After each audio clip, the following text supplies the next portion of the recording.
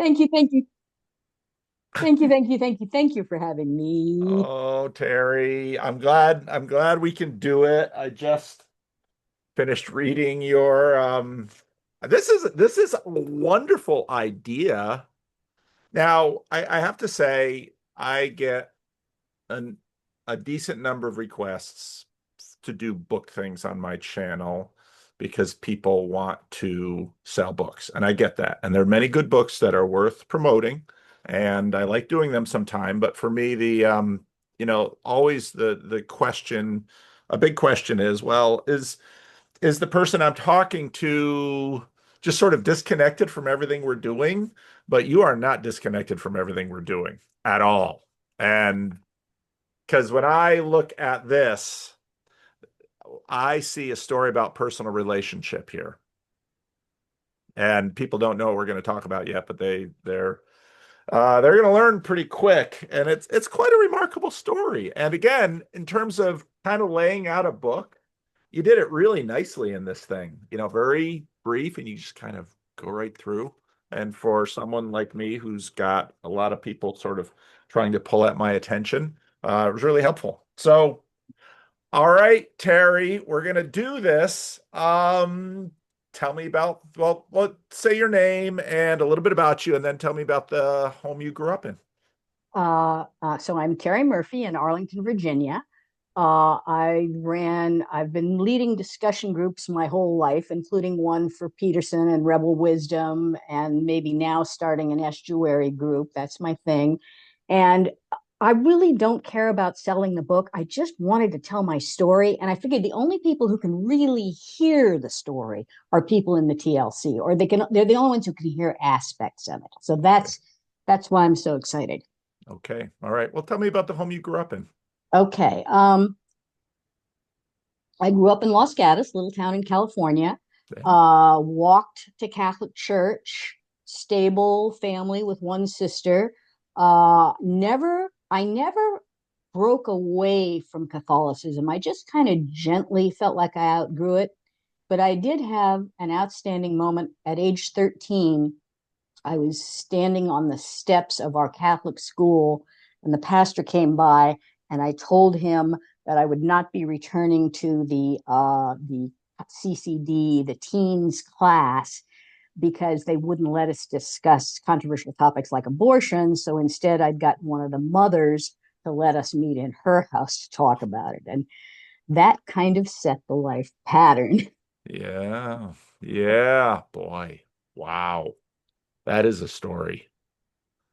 All right. So you're raised Catholic, good Catholic girl, but you hit a point where you Fell want, away, stopped uh, going in college.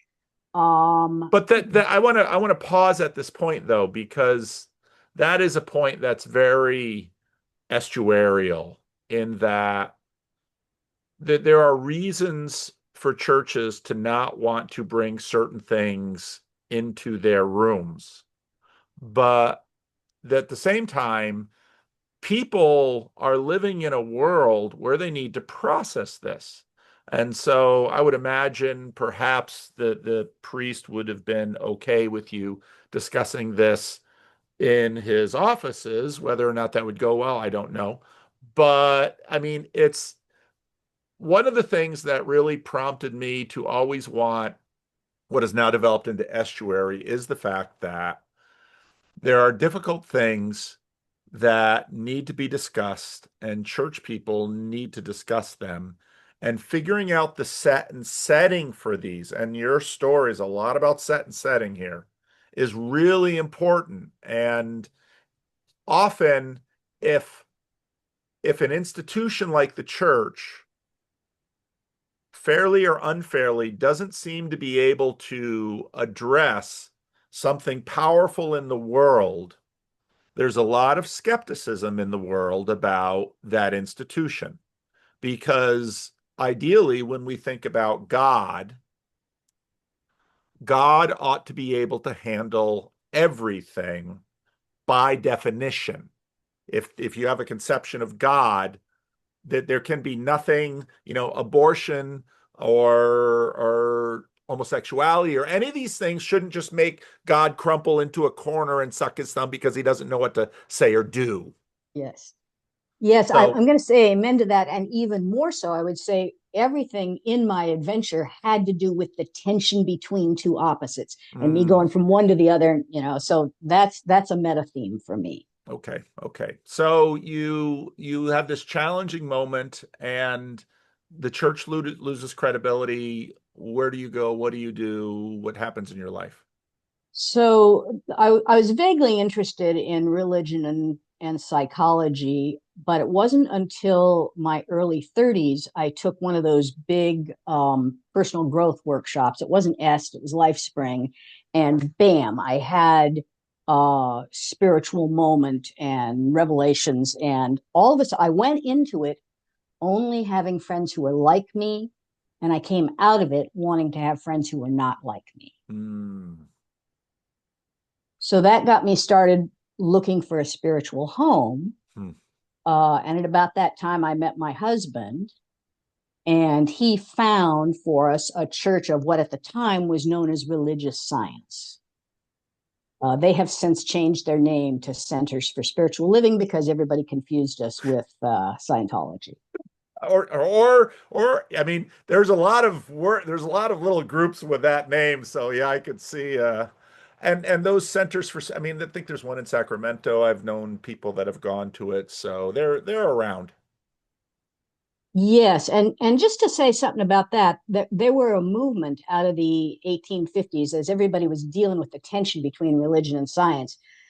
Christian science, religious science, divine science, spiritual science, angel science, they were all dealing with that same tension. Yes, yes. So I had the unusual experience somewhat of really being embedded in congregation there. My husband and I had 40 years of pancake suppers and budget meetings and hospital visits and putting on skits, all those things you would do in a traditional congregation, but in a non traditional setting. But then I began to feel out of balance. Uh, our our watchword is there's a power for good in the universe, and it works through my thinking, which later I came to associate with logos. But we put so much focus on following our intuition or our thinking that we discarded other sources sometimes. And we put so much focus on self development that we kind of downplayed the group. And so much focus on non-judgment that we weren't very good at setting barriers or at setting the bar high. We would always set the bar as low as possible.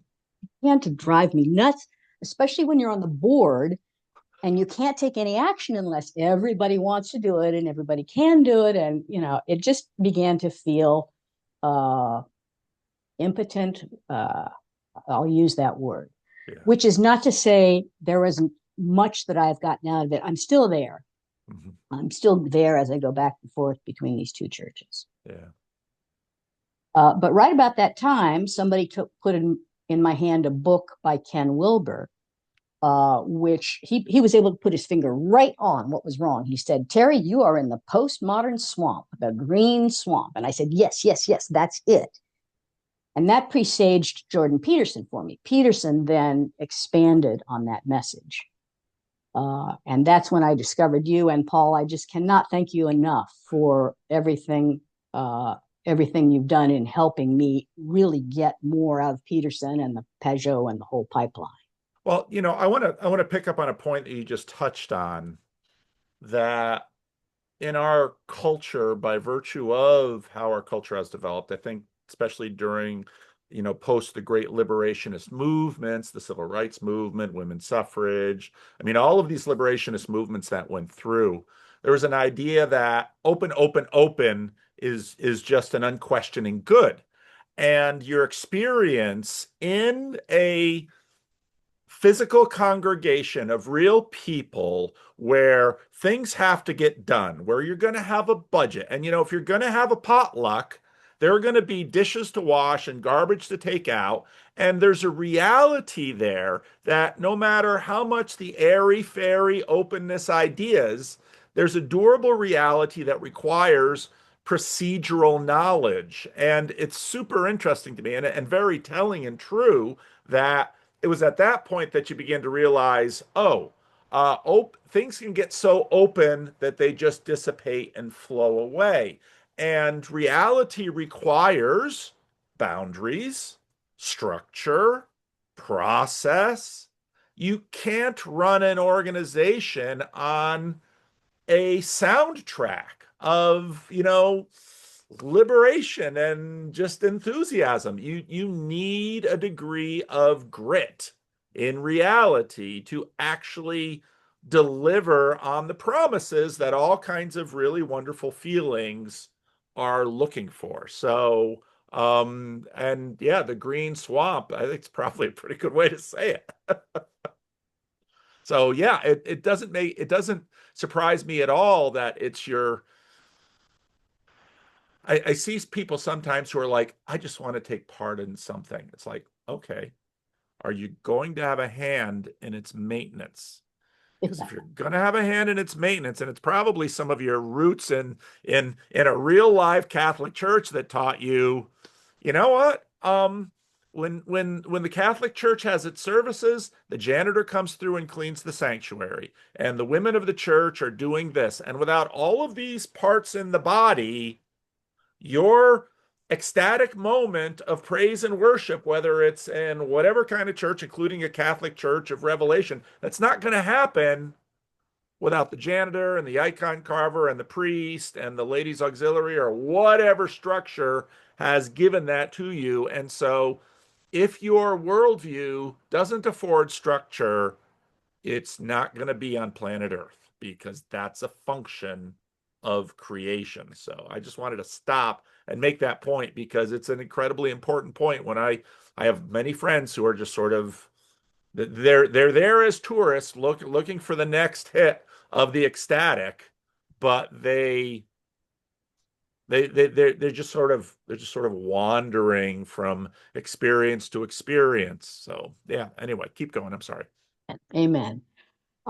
So I was beginning to kind of lose interest when my husband and I went on vacation to a little tiny island in the Bahamas. It's only 4 blocks wide, Harbor Island, and there is nothing to do there on a Sunday except go to the churches. There are 6 churches. They're all within walking distance of each other. So you can go to all 6 of them if you want to. And we had an experience there of the passionate praise in the Black church that just blew my mind. We're sitting in a old building with a ceiling fan and open windows with a view of the ocean and a palm tree with golden palms in it. And we're singing these loud, passionate, ecstatic praise songs, and people are jumping around. And I am thinking, this makes no sense, but I have to have this. I don't know what this is, but I have to have this. Hmm. So we come back home, Arlington, Virginia. My husband looks around. He finds, not very far from us, a neighborhood that was originally segregated, a small Black church. Skipping over some details. And we go there and we are warmly greeted. We're like, everybody there, here. And we're trying to hide in the back row, you know. You are no way for you to hide in that church. Oh, God. Uh, but we loved it. And we loved it so much that we started saying to each other, this is better than the Bahamas. But I knew the theology was absolutely alien to me. As far as I was concerned, the theology was wicked and evil and might be sinful of me to be supporting them with my presence. That's why, and I'm waiting for the other shoe to drop any minute now. But we're there 6 months, and my husband joins, and then it happens. There's a Sunday when the pastor, to my eyes, outs a gay man, brings him up, has everybody come around praying for his healing. And I was just, oh my God, what have I done? I can't be here. I'm ashamed to be here. Let me out of here. But by then, we were in too deep to just walk away. I didn't want to just disappear. So I made an appointment with the pastor. I had never spoken with him one on one Mm. at this point, Bishop Phil Thomas, Highview Christian Fellowship.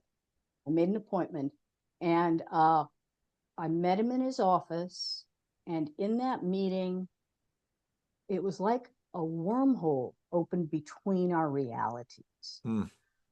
Um, First of all, the thing he did that completely knocked me out, when I first told him why I was there, he didn't even quite understand me. Our worlds were so different. He said, what bothered you? You said, what? But then when he understood, he started really listening to me and he was taking notes. And my God, when he started taking notes, I thought he was going to throw me out. I didn't think he was going to listen to me and ask me questions. So that really intrigued me, and I started to get pulled into the way he was explaining things. And then he invited me to come back. And I'm thinking, oh, he is not going to save me if he thinks he's going to save my soul. And I knew absolutely nothing about the Bible, and he's quoting the Bible. So I go home, I open my email, and my metaphysical church, Celebration Center for Spiritual Living in Falls Church, Virginia, is offering a metaphysical Bible class. And I've been there 15 years. We've never offered a Bible class. So I'm like, I guess I'm supposed to take this. And that class made me realize that where we were coming from had strong Christian biblical roots. I didn't know that. I didn't pay attention to that. But that would serve me down the road in finding out how many parallels there were. They were like parallel opposites in the things he believed and the things I believed. Well, let's see. So we launched into what turned into 2 years of weekly, hourly dialogues. He was very generous with his time. I think he was enjoying it as much as I did. We had our ups and downs. In the first segment, I was asking him all the tough questions, like, how could you possibly believe in a God that does this? Smiting, fighting, wrath, hell, pagan babies. How could you believe any of that stuff? And he was really, most of the time he was really good about listening to me, responding, giving me a nuanced kind of response. And all his responses, most of his responses, not all, but most made me say, well, that isn't that bad. That isn't bad. I can see how you would see that. And to get to the why the title of the book, Wicked and Evil, isn't that bad. That was really a culminating moment when I brought some friends. My friends said, Teri, what are you doing? So I brought them to see, and one of my friends blurted out to him, Bishop Thomas, how can you believe that everyone is wicked and evil? And he was kind of taken back. He said, well, wicked and evil isn't that bad. Everybody's a sinner, and there are no degrees of sin in God's eyes. He loves us all equally.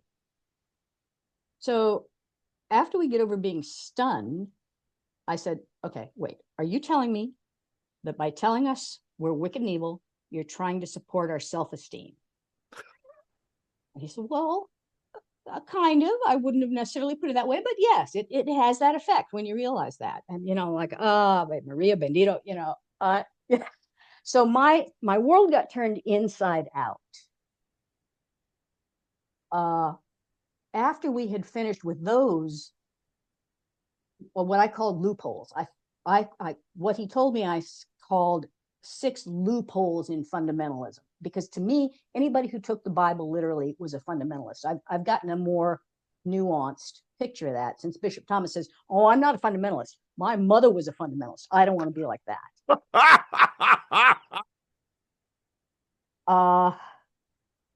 So then I started to move on to the benefits that I saw in my new thought perspective.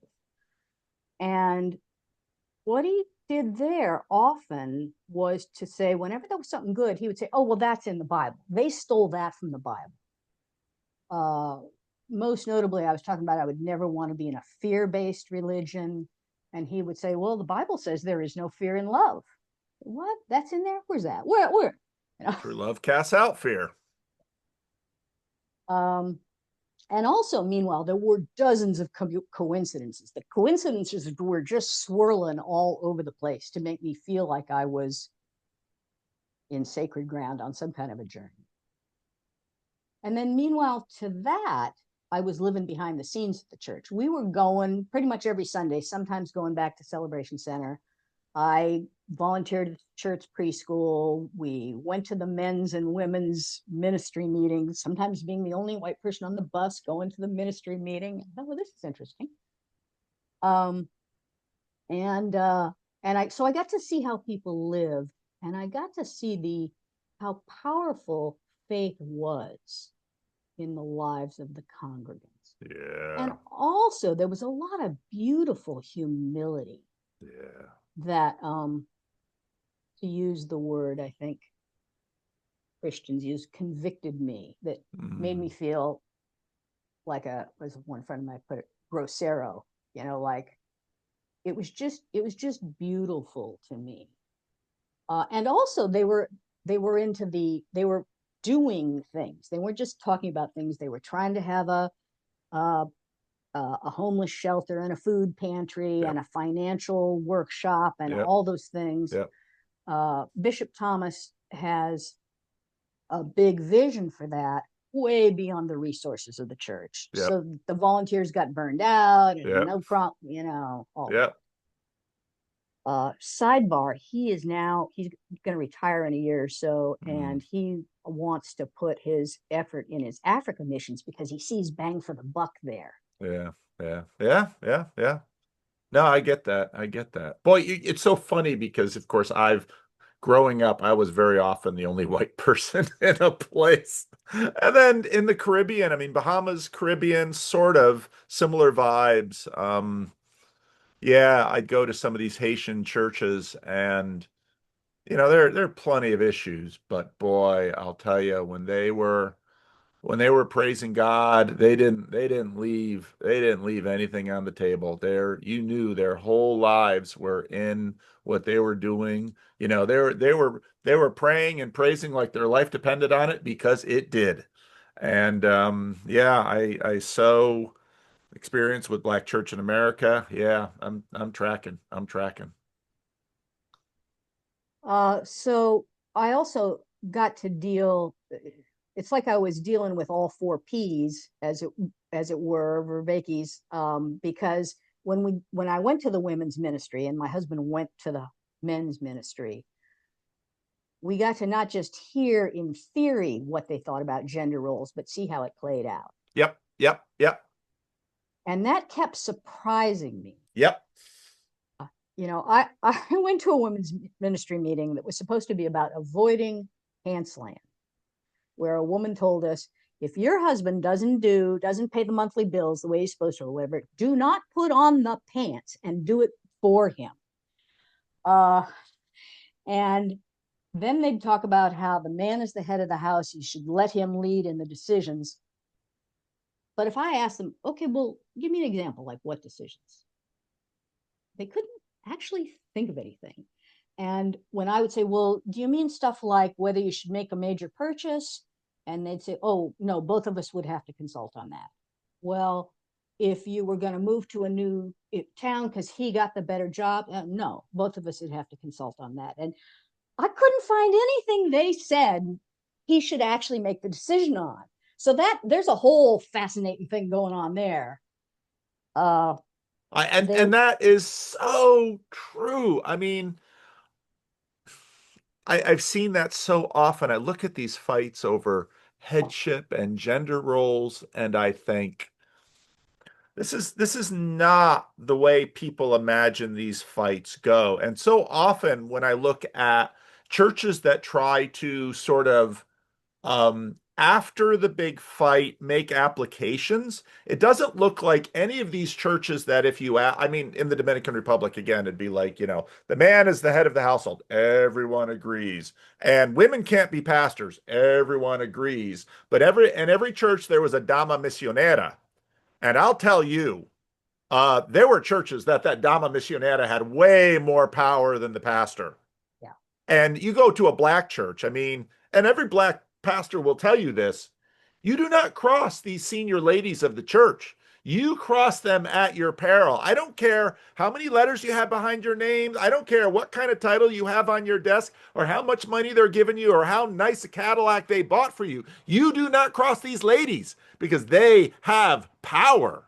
Now, that power isn't lodged in all of these visible titles like we in this modernistic sort of everything on the front end thing is. But boy, these women, and when they say, don't put on the pants, in a sense, what they're sort of echoing what the wisdom that will come up in 12-step programs, especially Al-Anon and things that say, don't you enable that man Mhm. to take away his responsibility, because a major issue in African American communities are men not taking responsibility.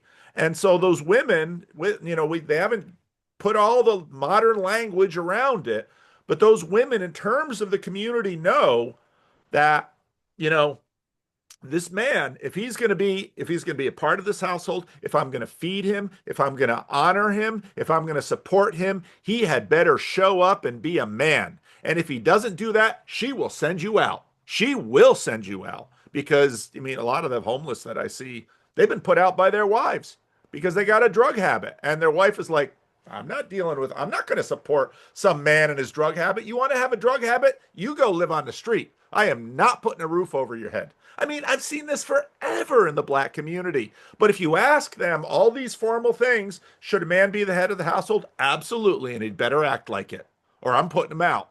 Yes, yes, yes. So I asked Bishop Thomas about this. I was trying to figure out what the heck is going on, and he said, "Well, we all know that at the age of marriage, early 20s, women tend to be more mature than men.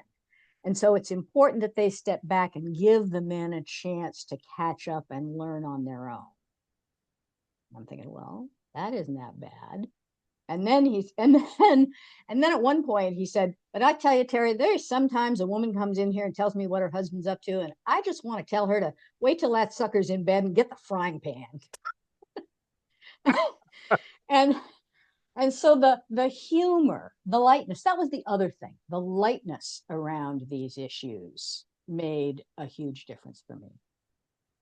So at one point, they all say, "This is my husband, the Lord and master of my life." So I did that once or twice when Andy and I were with groups of our friends in the other world. Everybody was kind of shocked. But I tell you, my husband beamed.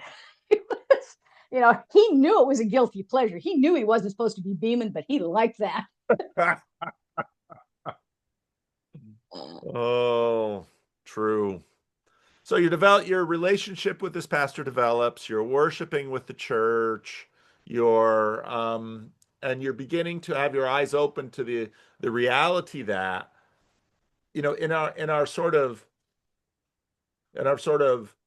majority culture, sophisticated, urbane, people like to say things like, well, it's more complicated and you need to see the nuance. Except they don't often like to see the nuance in their imagined rivals in the culture. But you have to imagine that any culture that is at least functioning to a certain degree is going to figure out how to embody that truth.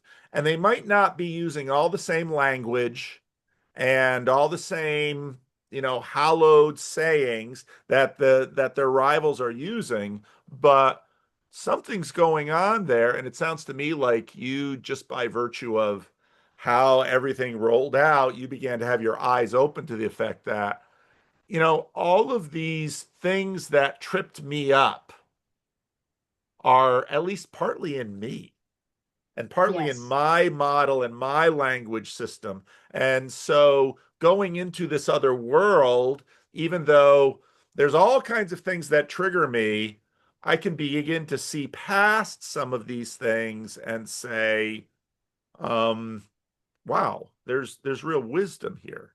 And I have to also have to be careful that this is not to fetishize the black church or Caribbean church, because I'll tell you, they got plenty of their own problems. And if you're hanging out with them, they'll admit it. They got their own struggles, they got their own problems, and that sort of gets at this idea of in Calvinist terms, let's say my frames, total depravity. Everybody has problems. Everybody, everybody is a little wicked, and sometimes it isn't that bad because of, and again, in theological framework, because common grace and these things, but you have all these different frameworks out there. And it isn't to say that all the frameworks are the same, but any functional community has to have at least a degree of truth or logos to function. And it doesn't mean communities can't learn from each other. It doesn't mean communities can't improve, but um, no, I completely, I can very much see, your story and how this developed because it's very close to my story in that I gained a lot of wisdom and continue to do so. So in our every week estuary meeting, we've got some African American women who are there pretty much all the time, and it's it's so interesting watching. I mean, Sacramento is just enormously diverse ethnically and in terms of background. So you've got Asian and white and African American and Hispanic, and so many people are just all these. They've got all these in their families too. I've got one woman in my church that she's got like I don't know what continent she doesn't have genetics from. I mean, it's all over the place, especially in a place like Sacramento. And just watching, if you can just sort of create a space where you can have this transmission of wisdom.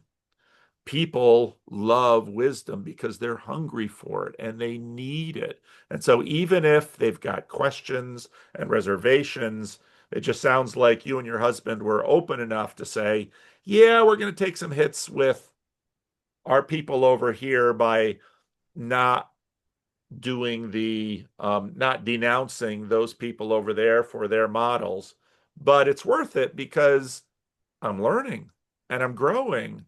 And actually, my life is richer for it. And I would imagine that in that little black church, they love you because I mean, the funny thing about diversity is when Martin Luther King Jr. said 11 a.m. is the most segregated hour of America, he was making a point. And where I've lived most of my life watching like Dutch CRC churches struggle with diversity, you know, black churches struggle with diversity too. And there's a black church is in many ways a monoculture. And they know, and because they're sort of a minority culture in America, they know the vulnerability of being a monoculture as a minority culture in America. They're particularly strong one because in many ways they were forged in slavery. When you think about how strong that community had to become to actually endure slavery and Jim Crow. I mean, that community was forged in fire. And it's for that reason that in a per capita basis, African Americans are the most Christian, the most church growing group of all of the American ethnic groups. And those black churches, they are strong. But so much of their culture is implicit. It's not explicit. And they have plenty of explicit culture too, but that's true of all of us because of combinatorial explosiveness. No one has enough time in their life to sort of explicate their entire culture and bring it up into the conscious level and manipulate it, et cetera, et cetera. And so a community needs all of that implicit culture. And the black church, the black church is a powerful institution because it has been tested over time. And so for them to welcome you in and for you to get an inside look at this, what a gift, what a treat. Absolutely, absolutely. Two things to tell you about that. One is early on, one of the senior mothers said to me, Teri, we don't often get many people of your well, they come but they don't come back, but well, I might as well just come out and say it. We love you as much as if you were black. And And at first I was so stunned I didn't know what to say, but luckily I came to my senses and said, "That's it, mother, that's about the sweetest thing anybody's ever said to me." Yep, yep, yep, yep. Um, and the other thing that makes it unique and that makes this particular church one where this could work for me is that it's pretty apolitical. Bishop Thomas is pretty clear on it's not about what the government did to you, it's not about what the white man did to you, it's about what you can do for yourself with Jesus. Yep, yep. And so there was less, he talks about racism. Racism is a problem that we all need to do something about, but that tension was less present in the congregation than it might have been in some others. Well, and that's a hugely important point because I mean, if you read someone like Glenn Lowry, he talks about one of his uncles. Part of what sort of surprised me when I saw this woke thing emerge, at least particularly sort of the African American element of that entire conversation, was they're kind of saying we're waiting for the broader culture and the government and this white society to rescue us. And I had heard many African Americans saying to each other, why are you waiting for the government or the white man to rescue you? Now you can hear that in the Nation of Islam and other, let's say, black nationalist groups too. I mean, part of what the conversation that I saw happening about 5, 6 years or 10 years ago with respect to this stuff, part of what it suffered from is that many people didn't know much black American history. And, I had been raised with this stuff. Northside Chapel would always, the church I grew up in, would always have a Black History Month. They would always have an African American history quiz. And, quite embarrassingly, my father always won as a white man. But that's because he did his homework. And, you learn about Marcus Garvey and you learn about the Black National Anthem and you learn about all of these things. And there's a lot of that going on in the 60s and 70s because during the civil rights movement, Black America, for some people, was a revelation to certain segments of white society that just by virtue of geography and culture had very little understanding um, or contact with Black society.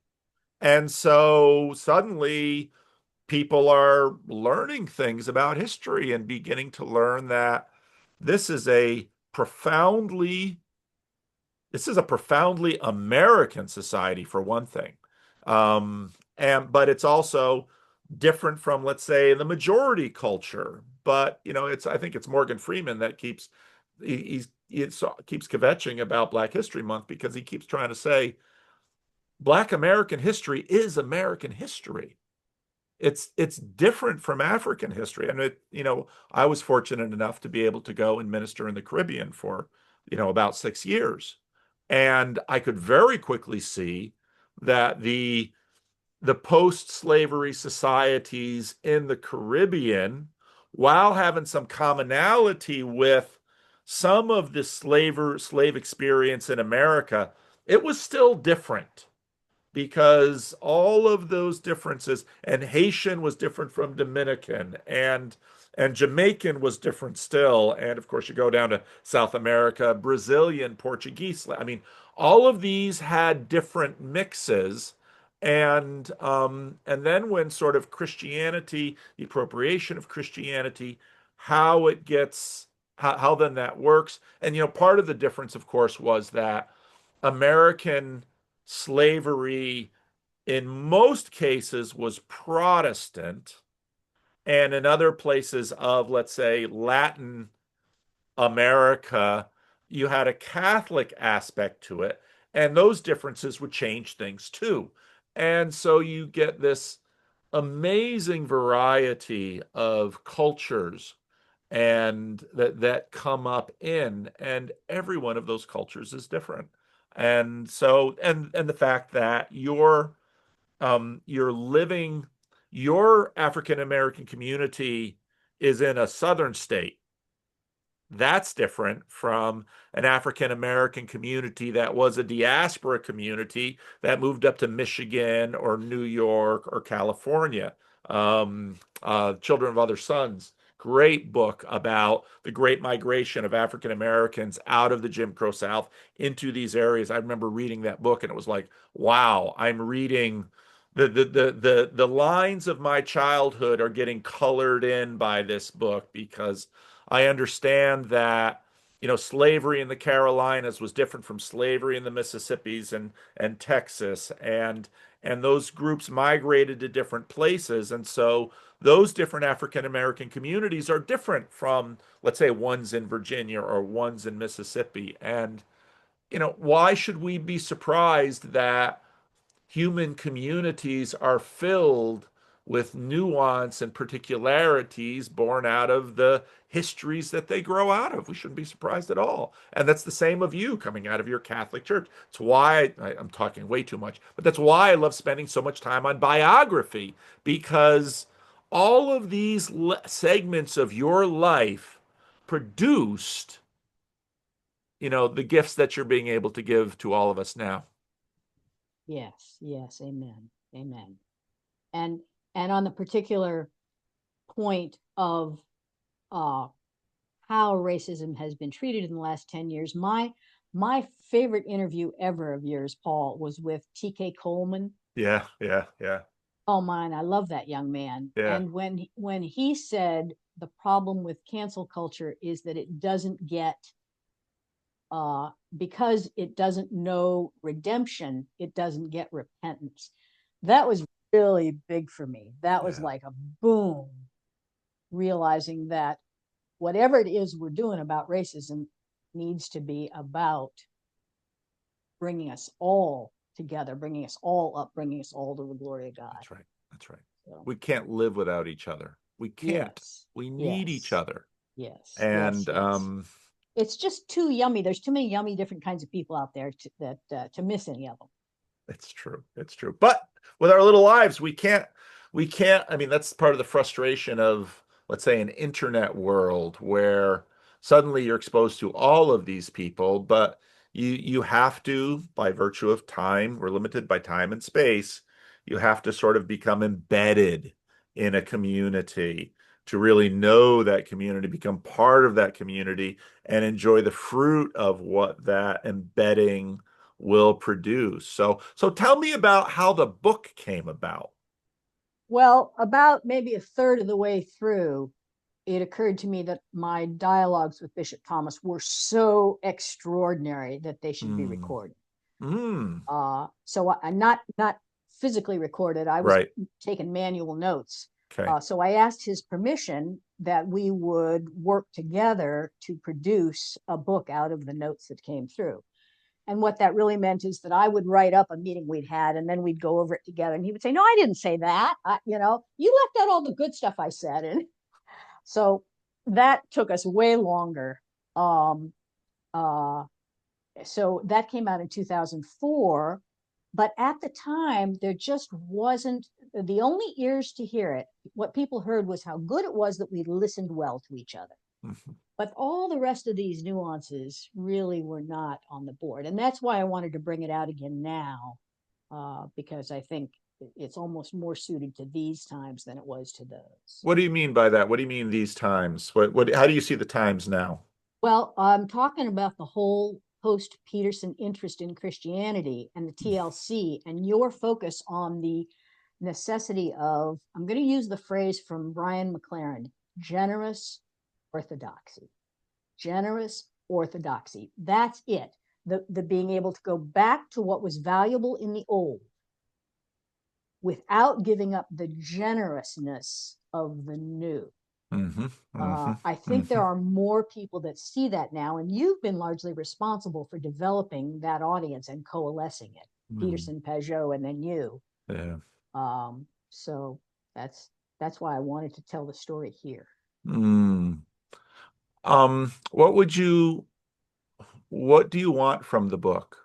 What would you like the book to do? Uh, well, first of all, I think everybody should go find a black church and enjoy the praise on a Sunday. I mean, you guys are missing out. And my fantasy, if I ever hold an estuary conference in DC, it's going to be all gospel music. So Wow, that would be amazing. I'll go to that. good, good, good. It's in the far fantasy stage at this point.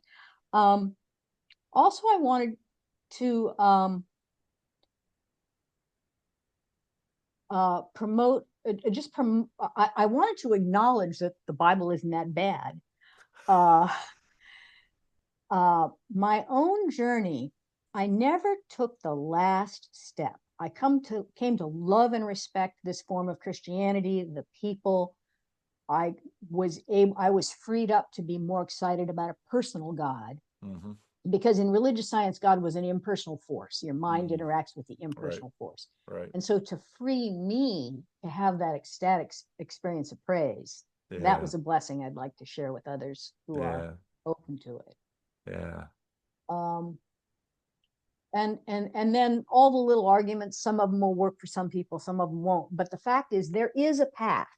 It doesn't look like there's a path for a lot of my peers mm, to honor and value this form of Christianity, these forms of Christianity in the Bible, but there is a path.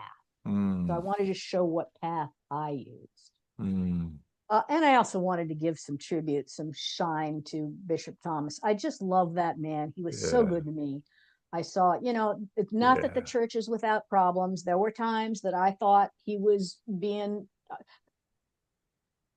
he said, I would never use fear to motivate people. So I go away and I get the Sunday sermon, and he's preaching about being afraid of hell. And I said, "You said you'd never do that." And he says, "Oh, well, that's why I don't listen to my own sermons. But everybody knows I was just, they put that in context. It was no big deal for them. So, you know, um, we had our tensions. We had our tensions, but I really want to honor him. Yep. And that was another part of it. Let's see if there's something else I wanted to tell you about that. I guess I, to the extent that I play in this little corner, I want to be a voice for holding that tension Mm, between the orthodoxy and the generousness. mm-hmm, mm-hmm. Um, I've heard you say, you and a few other people, that yes, modernity had brought some serious problems, and post modernity, some serious problems. But they also brought us much that's beautiful. And we do Yeah. not want to kick out that baby with the No, bathwater. And no, I am no. super alert to that. Yep. Yep. And I think and I've seen that where it's I think almost everybody who listens to us will recognize that boy, the civil rights movement did an important work for America. I mean, that kind of law-based segregation, it needed to go. And that kind of racism that, I mean, so I'm a Calvinist, and so I'll say that racism is just part of the package of total depravity that is in all of our hearts. Because I we all have some degree, we're all poisoned to some degree of that little germ of racism in our hearts. It's almost unavoidable. And then if you really want to not let that seed grow, you have to work on it. You have to keep weeding your own garden. You really do. And I'll also say that I think a lot of what has happened with respect um, to gay liberation has been really important for the country as well. And because when I look at the kinds of discrimination, the kinds of just sort of knee-jerk reaction, I understand why those things develop in cultures, but um, I think I think I think there needs to be sort of an openness sometimes so that things can be processed, whichever way you see these things go. Um, and all of this is just tremendously difficult because you cannot. The Bible, on one hand, says true love casts out fear, and it also says the fear of the Lord is the beginning of wisdom. And those two things are in the Bible, and I believe both are true. And so, on one hand, um, con, concern about final judgment, as a biblical Christian, I can't let that go. But at the same time, um, the judge is one who came And while we were yet sinners, Christ died for us. And so the Bible has all of these things that are sort of set against each other. And it doesn't say, well, the truth is somewhere halfway in between. No, it's not like kids sharing a piece of cake. You have to live with the tension between these two things. And you'll never get it perfectly right. But you have to try to, the Bible is also very clear that we're judged according to what we do. So beliefs are important because beliefs form what we do. But Jesus is very clear that part of what Jesus brings is love your neighbor all the way up to and including your enemy. I mean, that's pretty broad. But then figuring out what love looks like. I mean, just like you said, we all have our blind spots, and what you said about the black church, I'm sure you can say about your husband, because you know your husband at his best and your husband at his worst, and nobody can level a harder critique against him than you, but you're still married to him and you love him to bits. That's how human relationships are. And so part of the difficult complexity of life is you got to figure that out. And we're all figuring that out together. So, oh, I just love what you've done here. And it takes a minute to sort of, I was reading that one big sheet you're reading. I was like, oh, this is so, I got an inkling when you sent me that video and I saw you praising and worshiping in their church. I thought, oh, I know this, I know this. What was your experience at Midwestuary? Um, First, I want to mention my husband did pass 2 years ago, and Oh, I'm everything you said up to sorry. that point was absolutely true. Yes, I couldn't have Hmm. done that adventure without him. Mm. We got into more exciting adventures than we deserve. Um, I loved Midwestuary. I was blessed because I don't know the people yet. Yeah. I was blessed to go with 3 travel companions from my old Rebel Wisdom days. So I had my Oh, old friends there with me. And I got to have my private moments with with Jordan Hall, who I'm crazy about. I'm really learning a lot from Jordan Hall. I'm going to be yeah. writing on my Substack. Look for 10 things I learned about God from Jordan Hall. Uh, and John Hears, I love that man to pieces. I got a Yeah. little bit of time with him, and I Yeah. stood in the lunch line with John Vervaeke, so I was just starstruck. Oh, wonderful. But I love the whole thing. It was great. Good. Good. Good. All right. Well, your book, if people want your book, where can they find it? So Wicked and Evil Isn't That Bad. The website is isn'tthatbad.net. Okay. And what you have there, that synopsis, that colorful synopsis, that is available at the website. No, Oh, the inside piece is okay. available at the website. And I really, guys, I don't care if you read the book, but I would love for you all to just read the synopsis. Yeah, it's a great synopsis. It's really good. And you can get a sense of the book just kind of by going through. Did the publisher help you with this, or this was a So genius way to go? thank you. I thought so too. When the idea came to me to do it, uh, it saved me because there's just too much in the book to be able to explain. Also I'm going to have an open Zoom with Bishop Thomas. If anybody wants to meet him or ask him questions, we're doing a Zoom on September 25 and Thursday, September 25, and you can register for that at isn'tthatbad.net at the book's website. And I'm also going to be writing about this at my Substack, A Foot in Both Worlds. Wonderful. I will You put just I will put the links to those things below so you can easily just scroll down and click on them. Good. Thank you so much. Oh, and also I want everybody to see that little video, the at A Foot in Both Worlds. My first piece on there's a video at the top of Bishop Thomas debating with me. So if you want to get 3 minutes of him, you can see that. And there's a video at the bottom of him calling me up to dance at the black church, I which saw is that one. I loved it. I loved it. I that, loved it. those two will give you a feeling for what it's like to be there. Well, I gotta say, I've been in a lot of white churches that tried to do gospel well. Most of us don't pull it off real well. So that might sound like a terribly racist thing today. Some white folks do it really well, but a lot of us don't, and especially the Dutchmen. It'd be so I'd go to some churches, and so we had this, this little African American church, and we'd visit some of the other CRCs, and our choir would come, and you'd watch. I mean, the Dutchmen just how does this work? Yeah. Hallelujah. When do we do this? But their hearts are in it and they're doing their best and it's cringy. And so I think God just smiles. I think he just smiles. So Yeah.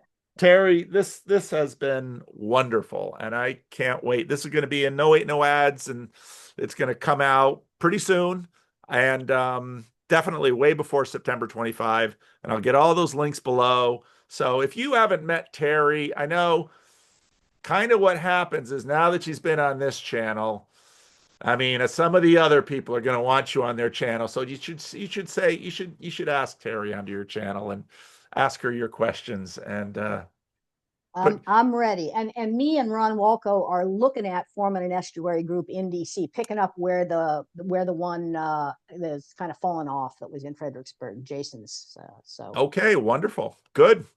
Yes, definitely get something going. And again, Teri, this has been I loved meeting you at Midwestuary because again, I mean, getting an email from someone and seeing them a little bit on video, but then when you're in real life, you really have a sense of their energy and who they are and their spirit. And so to meet Teri in person is a wonderful, wonderful thing.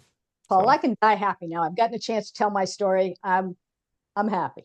all right, Teri. Well, it's coming. It's coming out. So thank you so much. Thank Wonderful you. talking to Thank you. you. Thank you.